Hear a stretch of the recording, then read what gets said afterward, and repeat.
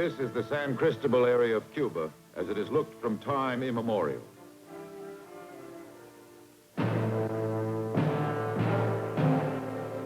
This is how it looked in October 1962. Those are Russian-made, Russian-manned ballistic missiles. Almost the entire population of the Western Hemisphere is within range of their nuclear strike capability. Today, they are gone. The story which you are about to see is the story behind that change, the story of the Cuban crisis. In 1962, the United States and the Soviet Union stand on the verge of direct military confrontation during 1 week in October.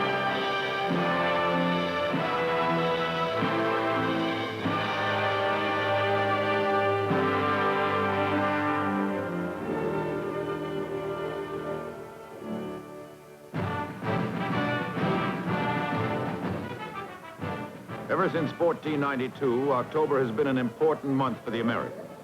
October 1962 will prove to be no exception. Columbus Day falls on a Friday. 10 days later, the United States and Russia will stand on the verge of a direct military confrontation over Cuba.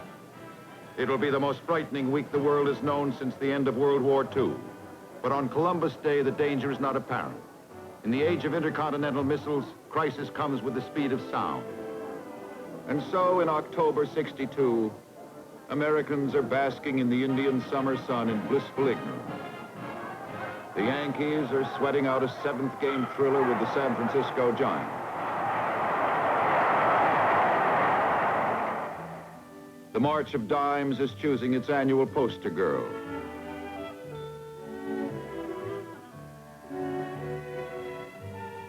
The First Lady is playing hostess to the children of the diplomats of many nations.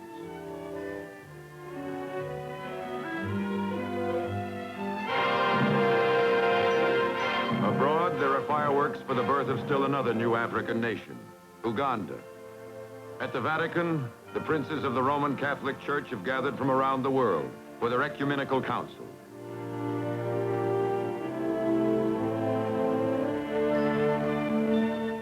Back home, Washington turns out to receive Ahmed Ben Bella, Premier of Algeria.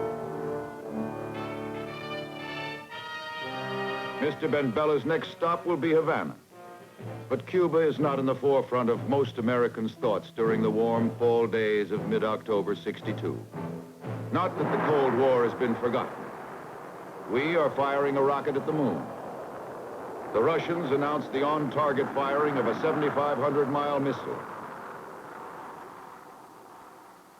And for more than a year now, the Defense Department has been quietly putting together a massive program to strengthen civil defense. Special training in fallout protection analysis has been given to engineers and architects, and a nationwide shelter survey has been underway, checking every possible building.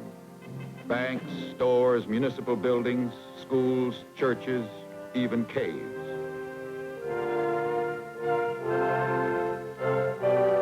Community fallout shelter space for more than 100 million people has been located. Supplies for the first 46 million spaces are already in production. Food and water drums, medical and sanitation kits, and radiological monitoring equipment. They're coming off hundreds of assembly lines and rolling out to Defense Department warehouses all over the country for distribution by local authorities.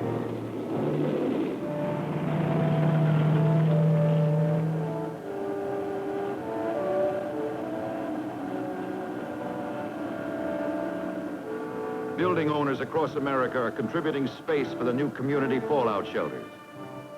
And the first shelter signs are beginning to go up.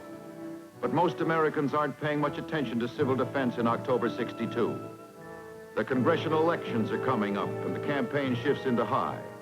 I understand what you're up against, and I hope eventually it'll be worked out. In Connecticut, the state headed by Horace Greeley Brown and John Alsop would get my vote were I a resident here. Mr. Kennedy, too, has been touring the country. But early in October, he has returned to Washington with a cold. And behind the scenes, a major crisis is developing. Its name is Cuba.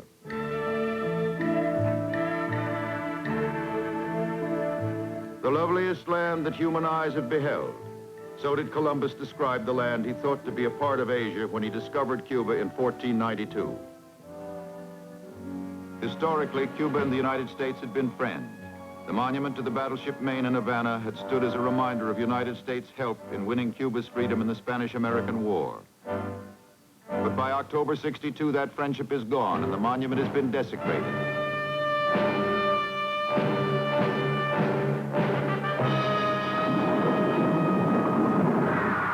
Behind this change is the story of the betrayal of the Cuban people.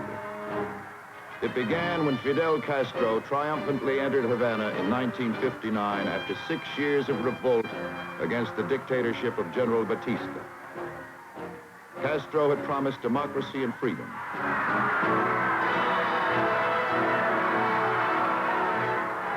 And for a time, he had appeared to most Cubans as their liberator.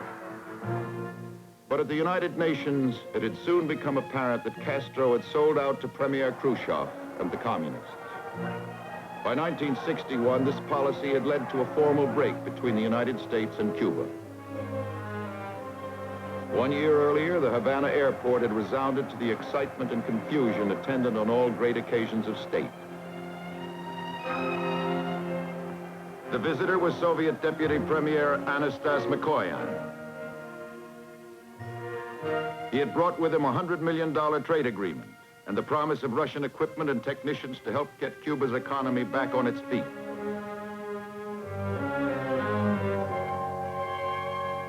And soon a stream of ships from the communist nations loaded to the Plimsoll line had steamed for Havana.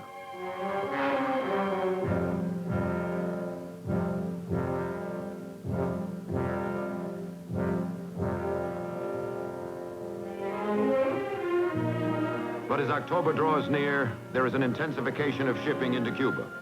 And disquieting rumors and reports, many from Cuban refugees, are that Khrushchev may be sending more than economic aid.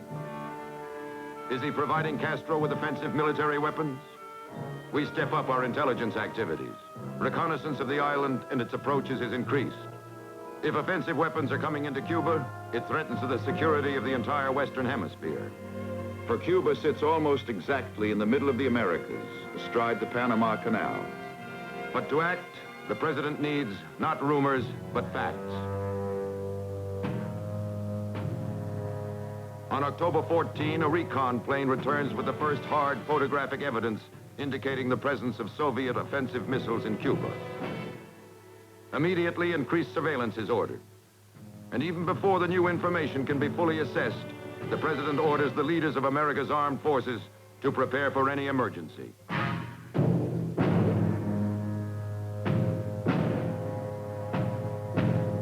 Strategic Air Command immediately begins dispersing its aircraft.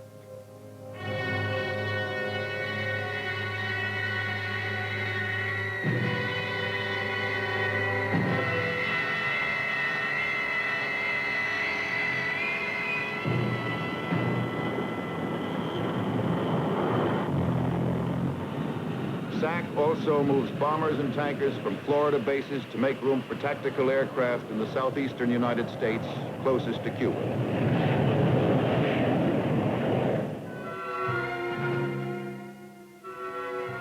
Much of the Atlantic Fleet is already put to sea for training exercises that are a routine part of Fleet's normal operation schedule.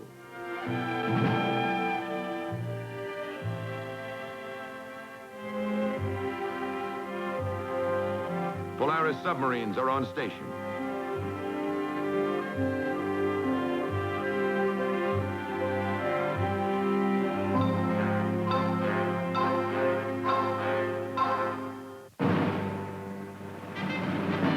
On October 16, a new command, U.S. Army Forces Atlantic, is created. And major elements of STRAC, Strategic Army Corps, are assigned to this new command. All elements go on advanced alert.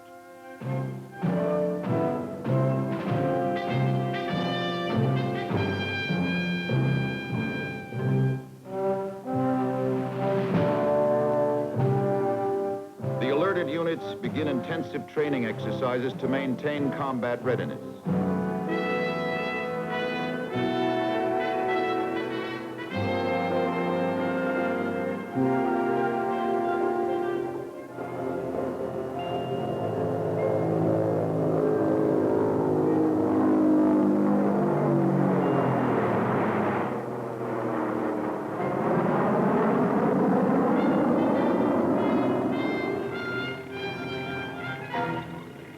1st Armored Division moves out from its home base at Fort Hood, Texas, to Fort Stewart, Georgia.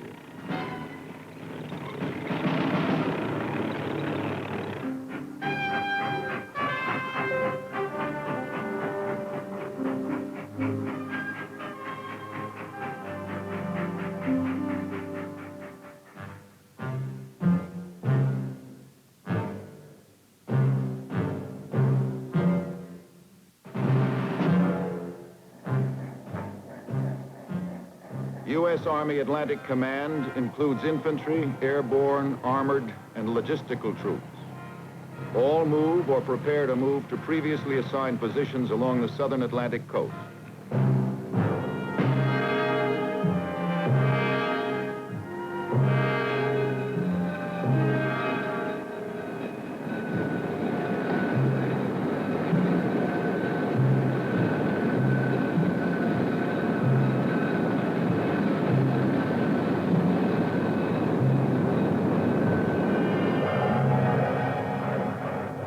Tactical Air Command quickly brings its aircraft to an advanced alert.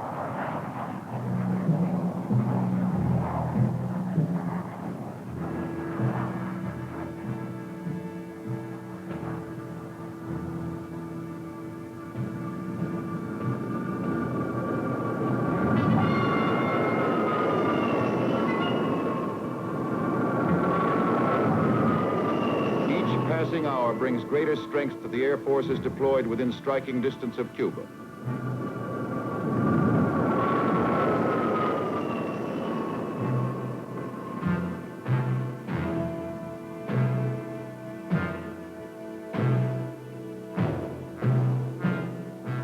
Within minutes after landing at new bases, Tactical Air Command planes are armed and operational. By October 20th, Tactical Air Command has moved thousands of tons of equipment and aircraft into the southeastern United States, mainly to Florida bases.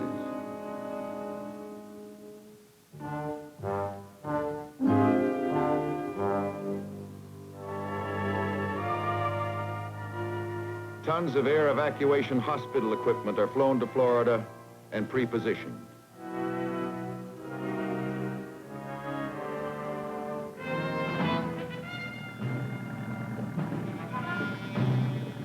Army Air Defense battalions, equipped with surface-to-air missiles, are moved to Florida by rail and air from all across the United States.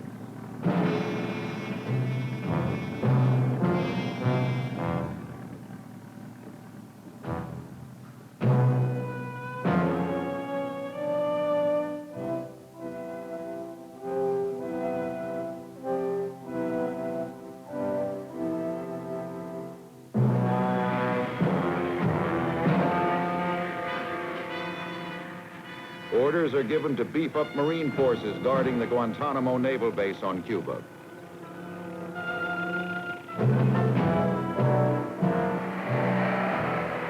The Ready Marine Battalion landing team at sea with the Atlantic Fleet is put ashore at Guantanamo.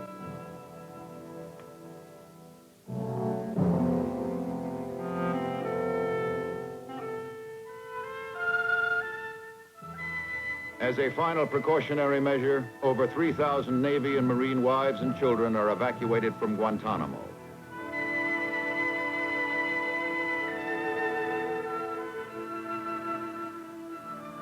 The vast military deployment causes little notice outside Florida. Although a direct military confrontation with the Soviet Union may be less than 72 hours away, few civilians are aware of the impending crisis.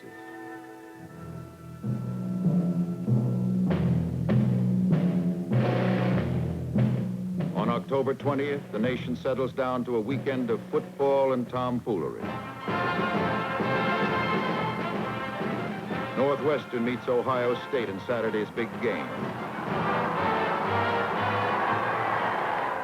Most of the weekend news seems to come from the West Coast, farthest from Cuba. The Seattle Fair is closing. A Los Angeles florist is selling elephants.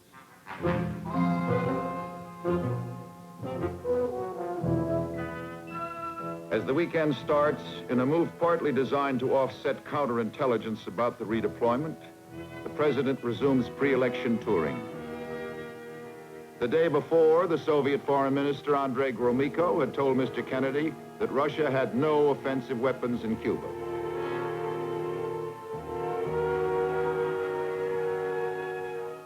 Suddenly on Saturday, October 20th, the president cancels his trip and hurries from a rain-swept Chicago back to Washington. The crisis now has reached a head. All week, reconnaissance planes have been sweeping the island of Cuba. The new intelligence photos are in, and now the evidence is unmistakable. It shows Russian IL-28 Beagle bombers capable of carrying nuclear weapons. And it shows more offensive ballistic missiles being emplaced. These are medium range. These are intermediate range. Both have nuclear strike capabilities. All of the Western Hemisphere, from Hudson Bay to Lima, Peru, is within their range. With the activity, and the nation lines up behind the president. I'd hate like heck to see us go to war, but if it's necessary to prevent a nuclear war, I think the action has to be taken at this time. Well, I think it's high time we stopped Russia from having things her own way. We only have a few more months to go on reserves, and I just hope they don't grab me, that's all. I know that some action should be taken, but he's going to have to tread very lightly, short of war. I think it's gone beyond the stage of whether or not we support the president or we don't support him. It's way past that. Suddenly, the idea of civil defense no longer seems either useless or foolish. Suddenly, millions of Americans are asking one question: how can I make my family safe? Suddenly, it seems very important to have adequate supplies in every home. In some parts of the country, supermarket shelves are stripped bare. Yet if the worst had come, most of these second thoughts would have been too late.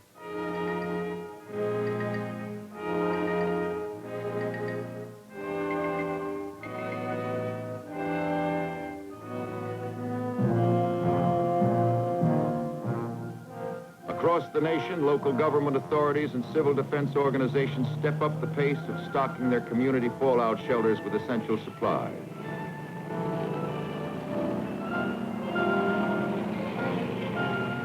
In a world in which no family is beyond the range of nuclear warheads, civil defense cannot be a sometime thing. It is all the time, or it is no defense at all.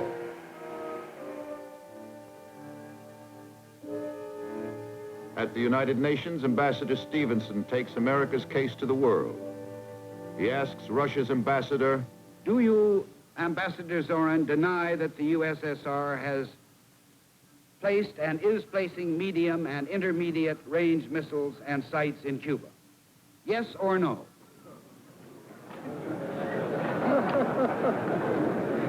You will have your answer in due course. I'm prepared to wait for my answer until hell freezes over, if that's your decision.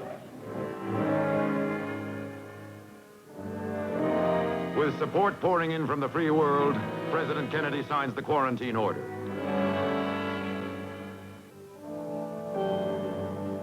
At the Pentagon, Secretary of Defense Robert McNamara prepares to enforce it. I have taken the necessary steps to deploy our forces to be in a position to make effective the quarantine at 2 p.m. tomorrow, Greenwich time. That will be the equivalent of 10 a.m. Eastern Daylight Time. The forces under my command, that is to say under the command of the President, are ordered to interdict, subject to certain instructions contained in the proclamation, the delivery of offensive weapons and associated material to Cuba. Those are the instructions we've been given. Those are the instructions we will carry out.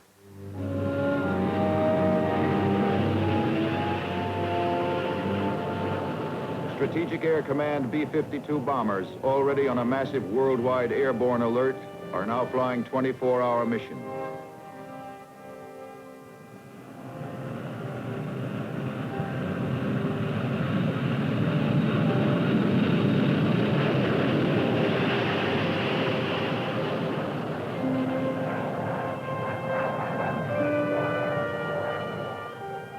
The round-the-clock missions are made possible by mid-air refueling.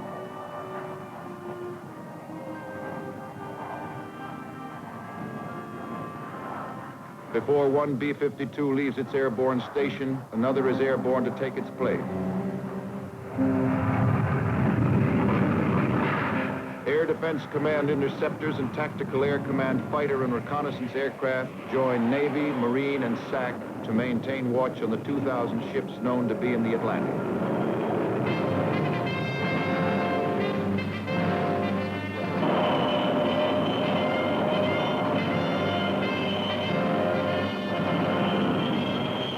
No one is certain how many of them are headed for Cuba with cargoes of prohibited weapons. All that is sure is that within 24 hours, a confrontation between the searching forces of the United States and a Soviet vessel heading for Cuba must take place. The world awaits the outcome.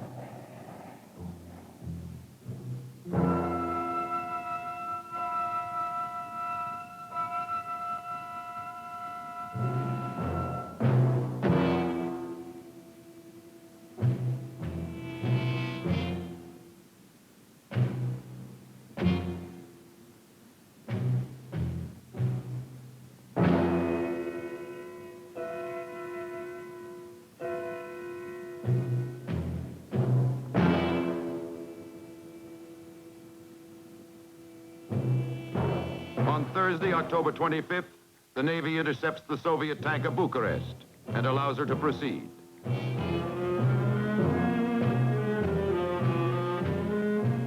On Friday, another encounter takes place at sea. A Soviet chartered vessel, the Marukla, is stopped, boarded, and inspected, then cleared to proceed to Cuba. Apparently, the Soviet vessels loaded with offensive weapons and prohibited materials are awaiting orders at sea or have turned back. The world breathes a little easier, but the crisis continues. Low-level reconnaissance planes at near treetop level surprise the Cuban anti-aircraft crews, catch them running for their guns, and report that work on the missile sites is still going forward at a feverish pace, around the clock. The Kremlin stalls for time, but the White House makes clear that time is running out. All Strategic Air Command bombers not on airborne alert are prepared to take off, combat ready within 15 minutes of scramble notice. The maximum force of anti-aircraft missiles is on 5 to 15-minute alert.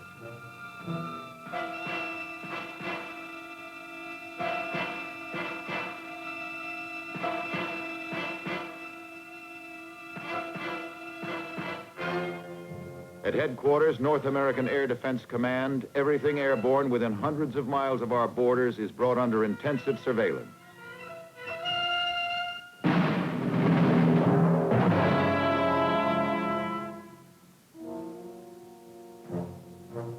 Men and women the world over hang on the news.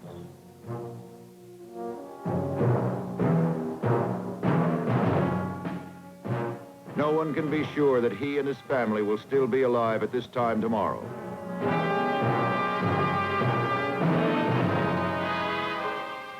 On Sunday morning, a message reaches the White House from Moscow.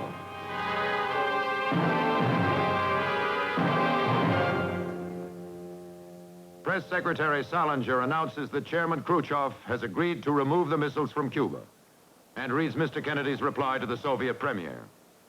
The president already has left the White House to attend services at his church.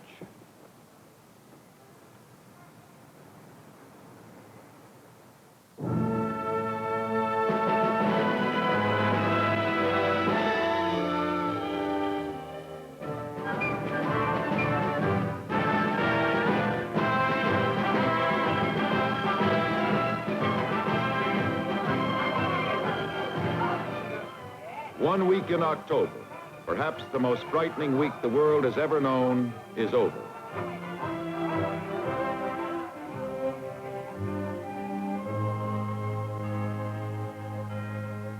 There would be something special to be thankful for when Thanksgiving Day rolled around. War had not come during that fateful 1 week in October.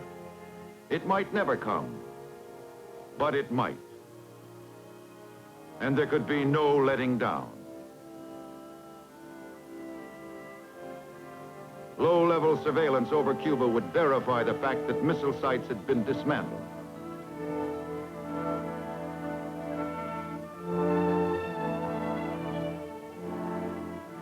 Soviet ships would be photographed carrying the missiles out of Cuba. There would be no question about the continued vigilance by America's armed forces. If any question remained, it would concern civilian Americans. Would they, too, remember this fateful week in October?